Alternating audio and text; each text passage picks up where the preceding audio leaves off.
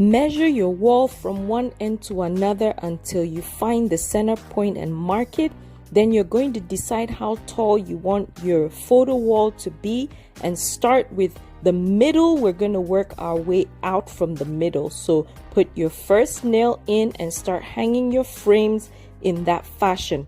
Next, you're going to use the middle row to estimate all your frames from that point on. So you take off some frames and measure out going right and put your next frame in that fashion. Once you have your second row placed, then you can then measure out from the second row onto your third row to get your next frames done. Now watch the full tutorial so you can see how I came up with this sketch and this outline of all the frames. Don't forget to do your happy dance. Next, we're going to replicate the same thing on the opposite side, and there you have